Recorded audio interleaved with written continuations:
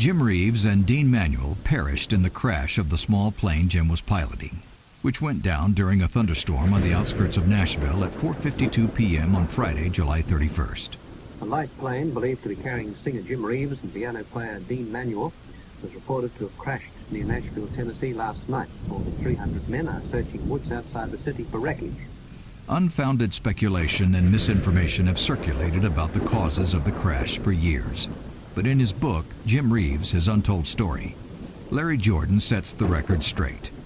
He has unearthed important new details, including witnesses who were never interviewed by authorities and information gleaned from the long-lost accident report. Larry provides a gripping minute-by-minute account of the events leading up to the mishap, plus the intrigue that surrounded the crash investigation, including troubling aspects that remain a mystery to this day. It was so tragic what happened to Jim and Dean, and it didn't have to happen. As I explain in my book, Jim actually got his pilot's license before he was ready. He had been on the road that spring of 1963. He'd been overseas making the movie in South Africa, and then he went to Ireland for a grueling tour. And he didn't have any chance during this period to practice his flying, and yet he comes home and immediately gets his pilot's license on June 30th. And he did it by paying a guy in Nashville by the name of Lee Merriweather to give him the flying test. Lee was a flight instructor. This was instead of going the usual route of having one of the FAA examiners give Jim the test. Why did he do that? Well, Jim's charter pilots, Glenn Kemp and Bill Larson, they're appalled by this, and Bill says that Lee Merriweather was known to be unduly impressed by celebrities. It is indisputable that Jim was not competent to fly at that point.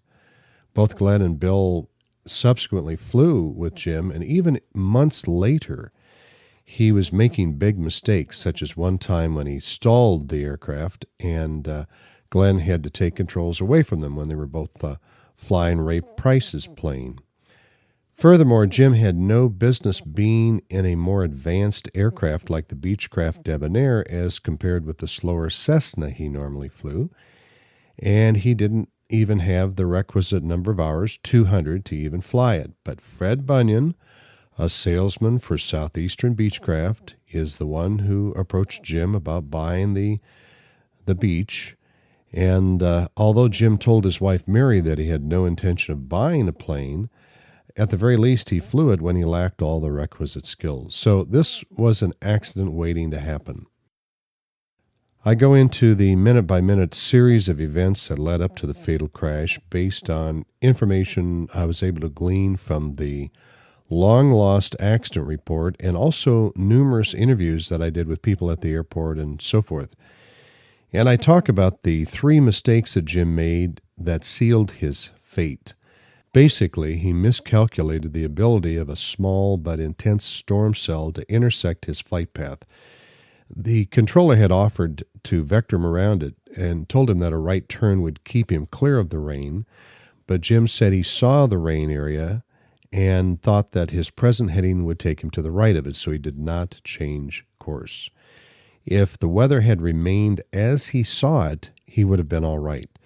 But as he flew northeasterly toward Franklin Road, he flew underneath the rain cell, and it opened up on him, and he lost his forward visibility. He radioed the control tower, and they advised him that he should be out of the rain in about a minute. 30 seconds later, the controller radioed back to ask Jim if he was clear of the rain area, and Jim started to say negative, but only got out part of the word. He said nega, and that was all that was heard on the tower tape. What had happened in the meantime is that instead of turning right to avoid the rain, Jim had relied on his instincts more than his training, and he turned left, apparently to try to reestablish visual reference to Franklin Road that he'd just flown over. But this had the net effect of taking him further into the intense rain. He apparently got a lightning flash, yanked the yoke too hard. He was afraid of lightning anyway because his brother had been killed by it. The left wing went up, the right wing went down, and appropriate course of action would be to level the wings, but he did not do this. He applied full power without leveling the wings, and it steepened the turn, and he had no time to recover before he hit the ground. It was all over in a matter of seconds.